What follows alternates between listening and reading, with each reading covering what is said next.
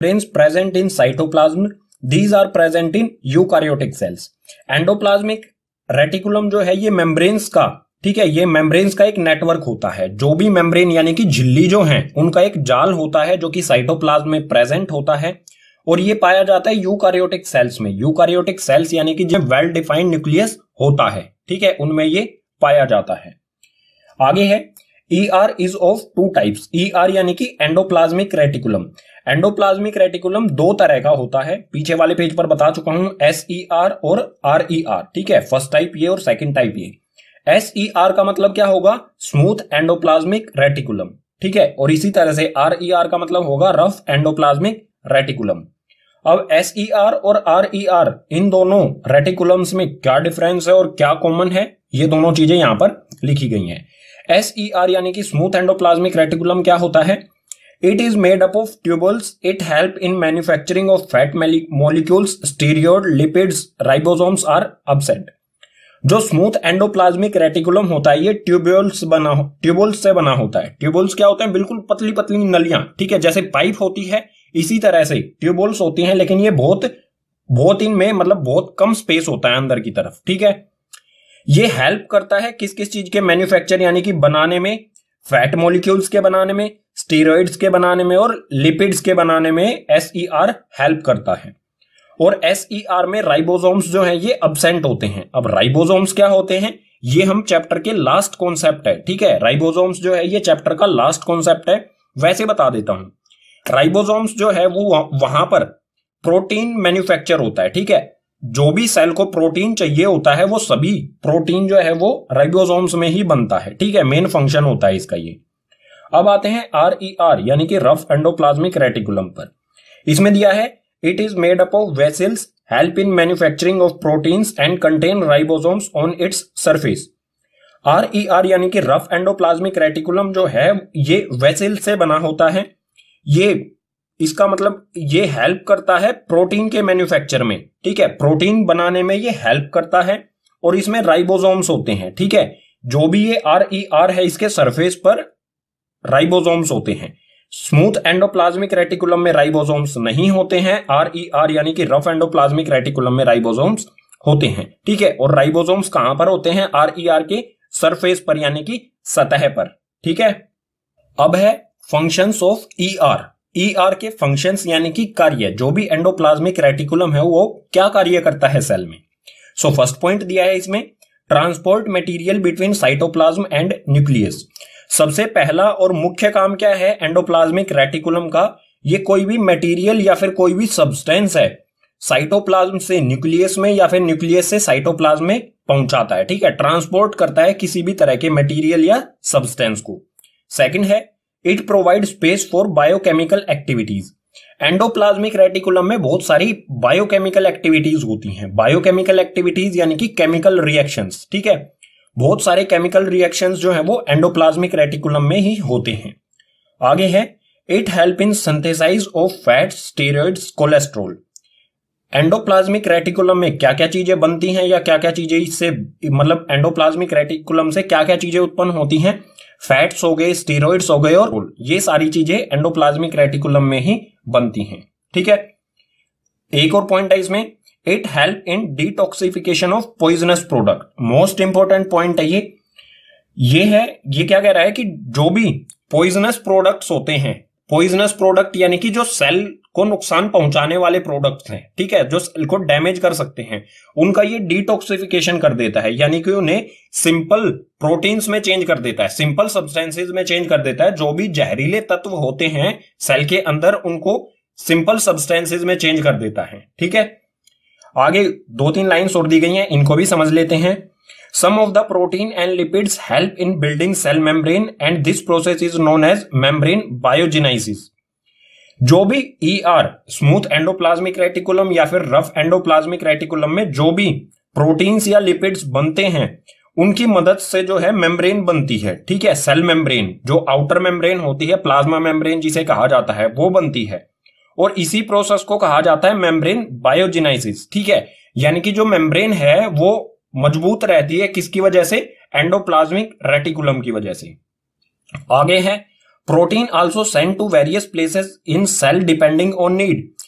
Endoplasmic reticulum का एक और काम दिया गया है यहां पर, ये क्या करता है, प्रोटीन को भेजता है अलग अलग जगह पर, सेल में अलग अलग जगह पर जहां जितनी जरूरत होती है, ठीक है। और ये सिर्फ एंडोप्लाज्मिक रेटिकुलम अकेला नहीं करता है, ये हेल्प लेता है गोल्जी एपरेटस की, जिसके बारे में हम पढ़ते हैं नेक्स्ट पेज पर।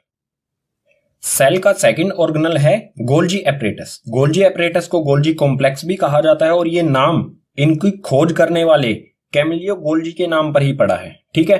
सो गोल्जी एपरेटस क्या होता है? It is a system of tubules and membrane bound vesicles arrange parallel to each other in stacks called cisterns. ये एक सिस्टम होता है ट्यूबल्स और मेम्ब्रेन बाउंड वेसल्स, ठीक है। ये किन दो चीजों से बना है? एक तो ट्यूबल से और एक मेम्ब्रेन बाउंड वेसल्स से। और ये एक दूसरे से, जो ये मेम्ब्रेन बाउंड वेसल्स हैं, ये एक दूसरे से लगभग पैरेलल होती हैं, ठीक है, जिन्हें सिस्टर्न्स कहा जाता है, ठीक है। ये हम डायग्राम में समझेंगे सिस्टर्न्स क्या है, ये ट्यूबल्स या मेम्ब्रेन बाउंड वेसल्स क्या है। देख लेते हैं इसके फंक्शंस।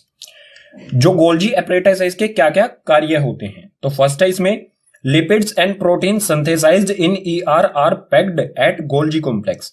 जो भी लिपिड्स और प्रोटीन्स बनता है ईआर यानी कि एंडोप्लाज्मिक रेटिकुलम में, जो भी लिपिड्स या प्रोटीन बने हैं उनको पैक करने का काम करता है गोल्जी एपरेटस, ठीक है। नेक्स्ट है transport material inside and outside the cell. ये कोई भी मटेरियल हो उसको सेल के बाहर भेजने वाले को बाहर भेजता है और सेल के अंदर कहीं पे जरूरत है किसी मटेरियल की तो उसके पास भेजता है। यानी कि इसका काम क्या है? ट्रांसपोर्ट करना, किसी भी मटेरियल को जरूरत के हिसाब से ट्रांसपोर्ट करना, ठीक है। जैसे प्रोटीन है, प्रोटीन सेल के बाहर जरूरत है तो ये सेल के बाहर भेज देगा, और सेल के अंदर कहीं पर भी जरूरत है तो सेल के अंदर भेजेगा, ठीक है। नेक्स्ट है it help in formation of middle lamellae. हमने प्लांट सेल की जो सेल वॉल होती है, दो प्लांट सेल की सेल वॉल जो जुड़ी होती है वो किससे जुड़ी होती है? लैमेलाe से। ये हमने पढ़ा था। तो मिडल लैमेलाe जो बनती है वो इसी गोल्जी एपरेटस की वजह से ही बनती है, ठीक है। ये गोल्जी एपरेटस मदद करता है मिडल लैमेलाe को बनाने में, ठीक है।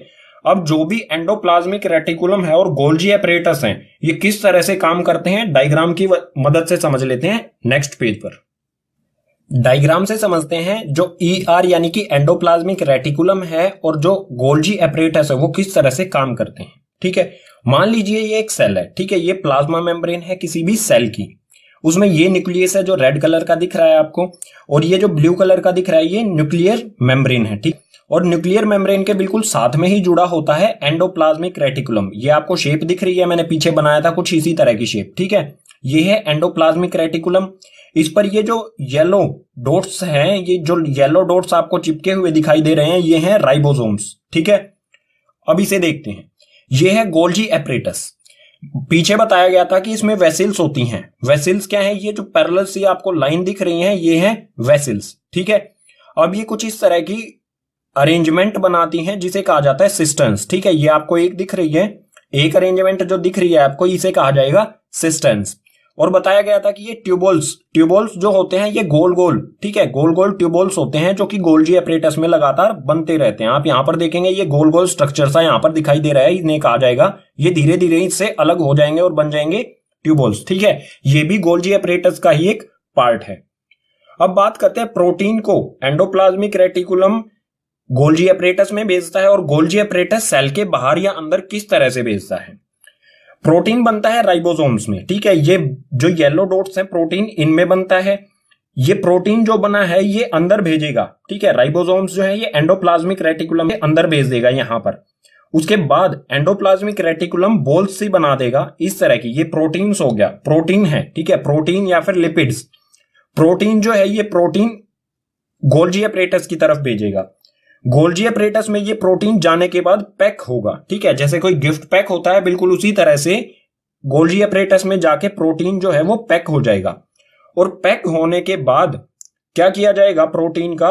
जैसे यहां पर कोई सेल ऑर्गेनल है, ठीक है, यहां पर मान लीजिए ये कोई सेल ऑर्गेनल है, इसे प्रोटीन की जरूरत है। तो जो सेल में गोल्जी एपरेटस में जो प्रोटीन पैक हुआ है, ये प्रोटीन जो है गोल्जी एपरेटस प्रोटीन को इस ऑर्गेनल में भेज देगा, ठीक है। और कुछ ऐसा प्रोटीन जो सेल को जरूरत नहीं है, ठीक है, या फिर मिडल लैमेलाई बनाने के लिए ऐसा प्रोटीन जो मिडल लैमेलाई बनाने जिससे मिडल लैमेलाई बनता है, तो गोल्जी अपरेटस उसको सेल के बाहर भेज देगा, ठीक है। कुछ प्रोटीन ये सेल के बाहर भेज देता है और कुछ सेल के अंदर वाले जो भी ऑर्गेनल्स होते हैं उन तक भेजता है गोल्जी अपरेटस, ठीक है। ये था कुल फंक्शनिंग जो एंडोप्लाज्मिक रेटिकुलम है और गोल्जी अपरेटस की, ठीक है। सेल का थर्ड ऑर्गेनल होता है लाइसोसोम्स। लाइसोसोम्स क्या होते हैं, इनका स्ट्रक्चर कैसा होता है, ये देख लेते हैं। These are tiny like granules containing digestive enzymes। ये बिल्कुल छोटे से ग्रेन्यूल्स यानी कि दाने जैसे होते हैं जिसमें डाइजेस्टिव एंजाइम्स होते हैं, यानी कि पाचन, जो ऐसे एंजाइम्स जो किसी भी चीज को पचा लें, ठीक है। आगे है these are bounded by a single membrane। और इनके चारों तरफ जो भी लाइसोसोम्स होते हैं इनके चारों तरफ एक सिंगल मेम्ब्रेन, एक मेम्ब्रेन होती है यानी कि झिल्ली होती है, ठीक है। और इनका आकार कैसा होता है, ये किस तरह के होते हैं, तो ये बिल्कुल इस तरह के एक छोटे से दाने, ठीक है, एक गोल सा स्ट्रक्चर होता है इनका, बिल्कुल छोटे छोटे होते हैं। आगे है फंक्शंस, जो भी लाइसोसोम्स हैं इनके कार्य क्या क्या होते हैं, तो इसमें फर्स्ट दिया है the main function is digestion. Lysosomes का मुख्य काम क्या होता है, डाइजेस्ट करना, किसी भी चीज को डाइजेस्ट करना, ठीक है, क्योंकि इनमें डाइजेस्टिव एंजाइम्स पाए जाते हैं और ये किसी भी चीज को आसानी से डाइजेस्ट कर लेते हैं। सेकंड है they are kind of waste disposal. अगर सेल के अंदर कोई भी एक्स्ट्रा थिंग है, ये एक तरह से क्या है, वेस्ट डिस्पोजल, यानी कि सेल का जो भी वेस्ट मटेरियल है उनसे बना होता है लाइसोसोम्स, ठीक है। जैसे गार्बेज हाउस जैसे होता है, बिल्कुल उसी तरह का काम करता है ये, ठीक है। लास्ट है help in digestion foreign and cell materials. कोई भी फॉरेन यानी कि सेल के बाहर से आए हुए मटेरियल जो सेल को नुकसान पहुंचा सकते हैं, या सेल के अंदर प्रेजेंट जो मटेरियल हैं जो सेल को नुकसान पहुंचा सकते हैं, उन सभी को ये डाइजेस्ट कर लेता है, ठीक है, उनका डाइजेशन कर लेता है। ये किस तरह से काम करता है ये समझ लेते हैं। सपोज कर लीजिए ये सेल है, ठीक है, ये एक सेल है, इसमें ये हो गया न्यूक्लियस, ठीक है, ये हो गया न्यूक्लियस।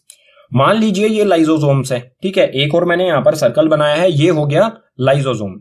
अब सेल के बाहर से कुछ प्लाज्मा मेम्ब्रेन के थ्रू अंदर आया जो कि सेल को नुकसान पहुंचा सकता है, ये स्क्वायर टाइप, ठीक है, ये सेल के अंदर आया, ये प्लाज्मा मेम्ब्रेन, ठीक है, इसके चारों तरफ एक मेम्ब्रेन है। मेम्ब्रेन फटने से पहले क्या होगा, जो ये लाइसोसोम्स है इसके पास आएगा, ठीक है, और इसके अंदर इसको अपनी ओर खींच लेगा, इसको अपने अंदर खींच लेगा और इसको डाइजेस्ट कर लेगा, ठीक है। मतलब जो टोटल आउटपुट मिलेगा हमें वो क्या होगा, ये बिल्कुल इसे पचा लेगा, ठीक है, नष्ट कर देगा, बिल्कुल ही खत्म कर देगा और ये गायब हो जाएगा, ठीक है। बचेगा क्या यहां पर, अकेला फिर से लाइसोसोम्स, समझ गए। अब लाइसोसोम्स जो है उसे एक और नाम से जाना जाता है, लाइसोसोम्स को कहा जाता है सुसाइड बैग्स।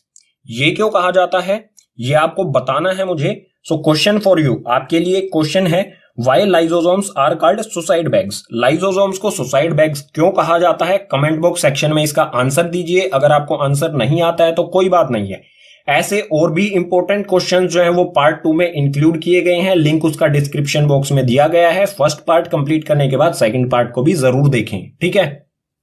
सेल का फोर्थ ऑर्गेनल है माइटोकॉन्ड्रिया। माइटोकॉन्ड्रिया क्या होता है, कहां पर होता है, ये समझते हैं। सो इसमें है it is a rod shape structure in cytoplasm, it is only present in eukaryotic sales.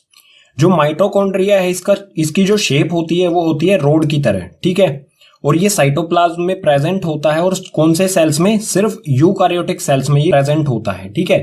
प्रोकारियोटिक sales में माइटोकॉन्ड्रिया नहीं होता है। आगे है it is double membrane structure where outer membrane has specified proteins and inner membrane is folded inside to form chambers called cristae. इसमें दो membrane होती हैं, डबल मेम्ब्रेन होती है, एक तो बाहर वाली मेम्ब्रेन जो प्रोटीन से बनी होती है और एक अंदर वाली मेम्ब्रेन जो फोल्ड होती है, ठीक है। और फोल्ड होके ये क्या बनाती है, चैम्बर्स, जिसे क्रिस्टी कहा जाता है, ठीक है। माइटोकॉन्ड्रिया का डायग्राम भी इंपॉर्टेंट है, एग्जाम में आ सकता है, तो इसे भी ध्यान से देखें। ये है माइटोकॉन्ड्रिया, ठीक है। माइटोकॉन्ड्रिया में ये है आउटर मेम्ब्रेन, ठीक है, ये जो रेड रेड कलर की दिख रही है ये है आउटर मेम्ब्रेन। और इनर मेम्ब्रेन जो ये आपको वॉयलेट दिख रहा है, अंदर जो वॉयलेट सब्सटेंस दिख रहा है, ठीक है, इसके बाहर जो व्हाइट व्हाइट है, ठीक है, व्हाइट व्हाइट एक लेयर सी दिख रही है, ये है इनर मेम्ब्रेन, ठीक है। आउटर मेम्ब्रेन बनी है प्रोटीन से और इनर मेम्ब्रेन जो है ये फोल्ड है, ठीक है, यहां पर आप देख सकते हैं ये फोल्ड है। फोल्ड होके ये क्या बना रही है, क्रिस्टे, ठीक है, चैम्बर्स, ठीक है, ये एक चैम्बर हो गया, ये एक चैम्बर हो गया, तो ये बना रही है क्रिस्टे, चैम्बर्स बना रही है, ठीक है। इसके अलावा इसमें खुद का डीएनए भी होता है माइटोकॉन्ड्रिया का। यहां पर आपको ये दिख रहा है बिल्कुल इस तरह से, ये है डीएनए, यहां पर भी और यहां पर भी, ठीक है। और जो ये येलो डॉट्स इसमें दिखाई दे रहे हैं आपको, ये है राइबोसोम्स। माइटोकॉन्ड्रिया के खुद का डीएनए और राइबोसोम्स होते हैं, ठीक है। नेक्स्ट पेज पर माइटोकॉन्ड्रिया के बारे में कुछ और पॉइंट्स दिए गए हैं, उन्हें भी देखते हैं। सो माइटोकॉन्ड्रिया का नेक्स्ट पॉइंट है, it is also called power house of the cell और स्टोरेज बैटरी। जो माइटोकॉन्ड्रिया है इसको दो और नामों से जाना जाता है, उसमें है power house of the cell, ठीक है, और स्टोरेज बैटरी। ये दोनों माइटोकॉन्ड्रिया के ही नाम हैं, ठीक है। आगे है माइटोकॉन्ड्रिया के फंक्शंस, यानी कि माइटोकॉन्ड्रिया के क्या क्या कार्य होते हैं। इसमें फर्स्ट है, its main function is to produce and store the energy in the form of ATP. इसका मेन जो काम है वो क्या करना है, एनर्जी प्रोड्यूस करना और एनर्जी को स्टोर करना, ठीक है। किस फॉर्म में स्टोर करता है ये एनर्जी को, एटीपी। एटीपी यानी कि एंडिनोसिन ट्रीफॉस्फेट, ठीक है, एटीपी की फुल फॉर्म हो जाएगी एंडिनोसिन ट्रीफॉस्फेट के फॉर्म में ये एनर्जी को स्टोर करके रखता है, ठीक है। नेक्स्ट है, it have their own DNA and ribosomes. जो माइटोकॉन्ड्रिया है उसके खुद का डीएनए होता है और खुद का राइबोसोम्स होते हैं, ठीक है। और माइटोकॉन्ड्रिया अकेला ऐसा ऑर्गेनल है सेल में जो खुद के लिए अपने आप ही प्रोटीन बना सकता है। इसे और किसी चीज पर डिपेंड, और किसी ऑर्गेनल पर प्रोटीन के लिए डिपेंड नहीं रहना पड़ता, ठीक है, क्योंकि इसके पास अपने खुद के राइबोसोम्स होते हैं और राइबोसोम्स ही बनाते हैं प्रोटीन, ठीक है। सेल का फिफ्थ ऑर्गेनल है प्लास्टिड्स। प्लास्टिड्स क्या होते हैं, कहां पर पाए जाते हैं, इसमें दिया गया है हमें, these are present only in plant cell, it have their own DNA. जो प्लास्टिड्स हैं ये सिर्फ प्लांट सेल्स में ही पाए जाते हैं, यानी कि एनिमल सेल्स में ये नहीं होते हैं, सिर्फ प्लांट सेल्स में। और इनका खुद का डीएनए होता है, ठीक है, खुद का डीएनए प्लास्टिड्स का भी होता है और माइटोकॉन्ड्रिया का भी होता है। प्लास्टिड्स तीन तरह के होते हैं, ठीक है, 3 टाइप्स ऑफ प्लास्टिड। इसमें सबसे पहला टाइप है ल्यूकोप्लास्ट, ठीक है, सेकंड टाइप है क्रोमोप्लास्ट और थर्ड टाइप है क्लोरोप्लास्ट। अब ये क्या होते हैं, ये किस तरह का होता है, ल्यूकोप्लास्ट किस तरह का होता है, colour white found in underground parts. जो ल्यूकोप्लास्ट है इसका कलर व्हाइट होता है और ये सेल के अंडरग्राउंड पार्ट्स में पाए जाते हैं, ठीक है, यानी कि सेल के कहीं बीच में पाया जाता है। सेकंड है क्रोमोप्लास्ट। क्रोमोप्लास्ट जो है इसका कलर रेड या ब्राउन कलर का होता है। ये जो है जो भी सेल है उसकी लेयर पर पाया जाता है, ठीक है, ऊपर की तरफ। नेक्स्ट है क्लोरोप्लास्ट। क्लोरोप्लास्ट जो है ये इसका कलर ग्रीन होता है और फाउंड इन एरियल पार्ट्स। ये एरियल यानी कि ऊपर वाले हिस्सों में पाया जाता है। ये दोनों क्रोमोप्लास्ट और क्लोरोप्लास्ट दोनों ये एरियल पार्ट्स में ही पाए जाते हैं किसी भी प्लांट सेल के, ठीक है। अब देखते हैं प्लास्टिड के फंक्शंस। फंक्शंस यानी कि क्या क्या कार्य होते हैं प्लास्टिड्स के। सो प्लास्टिड के 3 टाइप होते हैं। तीनों टाइप्स के जो प्लास्टिड्स हैं वो क्या क्या काम करते हैं, तो सबसे पहले है क्लोरोप्लास्ट और क्रोमोप्लास्ट। क्लोरोप्लास्ट और क्रोमोप्लास्ट जो है ये फोटोसिंथेसिस करते हैं, यानी कि सेल के लिए खाना बनाते हैं, ठीक है। खाना बनाने में इनका बहुत इंपॉर्टेंट रोल होता है, ठीक है। फोटोसिंथेसिस का मतलब आप समझते ही होंगे, जो प्लांट्स हैं वो अपने लिए खाना बनाते हैं फोटोसिंथेसिस प्रोसेस से। नेक्स्ट है ल्यूकोप्लास्ट। जो प्लास्टिड का एक टाइप है ल्यूकोप्लास्ट, उसका काम क्या होता है, it is storage of materials such as starch, oils, protein and granules. ये क्या करता है, स्टोर करता है। इसका मेन काम क्या होता है, स्टोरेज का।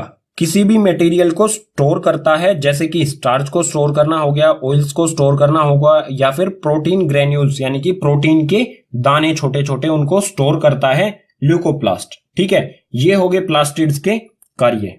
सेल का 6th ऑर्गेनल है वैक्यूल्स। वैक्यूल्स क्या होते हैं, These are membrane bound region in the cytoplasm containing water, amino acid, sugar, various organic acid and some proteins. Vacuoles जो है ये मेम्ब्रेन बाउंड रीजन होता है, एक ऐसा एरिया होता है जिसके चारों तरफ एक झिल्ली होती है, यानी कि मेम्ब्रेन होती है, ठीक है। ये साइटोप्लाज्म में होता है और इसके अंदर क्या क्या होता है, वैक्यूल्स के अंदर वाटर यानी कि पानी, एमिनो एसिड, शुगर यानी कि चीनी या फिर कहीं स्टार्च होता है, ठीक है। वेरियस ऑर्गेनिक, और भी बहुत सारे ऑर्गेनिक एसिड्स होते हैं और कुछ प्रोटीन्स भी इसके अंदर होते हैं। आगे है vacuoles are small size in animal cell while plant cell have very large vacuoles. Vacuoles जो है एनिमल सेल में इनका साइज बहुत छोटा, स्मॉल यानी कि छोटा होता है। अगर बात की जाए प्लांट सेल में, तो प्लांट सेल में बहुत बड़े वेरी लार्ज वैक्यूल्स, बहुत बड़े वैक्यूल्स होते हैं। ठीक है, आगे है in single celled like amoeba vacuoles contain the food item. अगर कोई सिंगल सेल है जैसे कि अमीबा हो गया, पैरामीशियम हो गया, या फिर और भी जो सिंगल सेल हैं उसमें जो वैक्यूल्स होते हैं वहां पर फूड आइटम होता है। ठीक है, वहां पर ये सारी चीजें वाटर अमीनो एसिड वगैरह नहीं होती, वहां पर क्या होता है, फूड आइटम्स होते हैं। ठीक है, वैक्यूल्स के कार्य देखते हैं, फंक्शंस के बारे में देखते हैं। तो इसमें दिया गया है स्टोरेज ऑफ मटेरियल्स। वैक्यूल्स का काम क्या होता है, जो भी स्टोरेज, ठीक है, मटेरियल्स हैं उनको स्टोर करना। जैसे यहां पर आपको दिख रहा है water, amino acid, sugar, various organic या फिर प्रोटीन, और यहां पर सिंगल सेल में फूड आइटम्स, इन सभी को स्टोर करना मुख्य काम होता है वैक्यूल्स का। इसके अलावा आगे दिया गया है important role in expelling excess of water. अगर किसी सेल में पानी एक्सेस है, ठीक है, पानी ज्यादा है, तो उसको भी स्टोर करना इसी का काम होता है वैक्यूल्स का। ठीक है, एक्सेस वाटर यानी कि अगर सेल में ज्यादा पानी हो जाए तो वो एक्सपेल निकल के वो वैक्यूल्स में चला जाता है। ठीक है, वैक्यूल्स उसे अपने अंदर आने देता है और सेल को बिल्कुल मेंटेन रखने की कोशिश करता है। ठीक है, सेल के सभी 6 ऑर्गेनल्स पढ़ने के बाद हमने इनमें एक चीज नोटिस की कि एक वर्ड आता है राइबोसोम्स। ठीक है, जो एंडोप्लाज्मिक रेटिकुलम में भी आया था, माइटोकॉन्ड्रिया में भी आया था। ये क्या होता है इसके बारे में भी देख लेते हैं। सो यहां पर है राइबोसोम्स। राइबोसोम्स के बारे में हमें दिया है it is A minute particle consisting of RNA. ये एक छोटा सा पार्टिकल होता है जो कि आरएनए से बना होता है। ठीक है, और आरएनए की फुल फॉर्म क्या होती है, राइबोन्यूक्लिक एसिड। ठीक है, इसकी फुल फॉर्म याद कर लीजिए, 1 मार्क्स में आती है। जो राइबोसोम्स है वो आरएनए यानी कि राइबोन्यूक्लिक एसिड से बना होता है। ठीक है, ribosomes are the main site of protein synthesis. Ribosomes main जगह होती है प्रोटीन बनने की। ठीक है, जो भी सेल है, सेल को जितनी भी प्रोटीन की जरूरत होती है वो लगभग सारा प्रोटीन राइबोसोम्स में ही बनता है। ठीक है, and also the protein transported to endoplasmic reticulum. Ribosomes जो है वो एंडोप्लाज्मिक रेटिकुलम पर लगे होते हैं, चिपके होते हैं। ठीक है, और जो भी इनमें प्रोटीन बनता है ये उसको ट्रांसफर कर देते हैं ईआर यानी कि एंडोप्लाज्मिक रेटिकुलम को, और एंडोप्लाज्मिक रेटिकुलम कर देता है उसको गोल्जी एपरेटस को ट्रांसफर। जो भी प्रोटीन है उसको गोल्जी एपरेटस को, और गोल्जी एपरेटस उसे पैक करके, प्रोटीन को पैक करके सेल के बाहर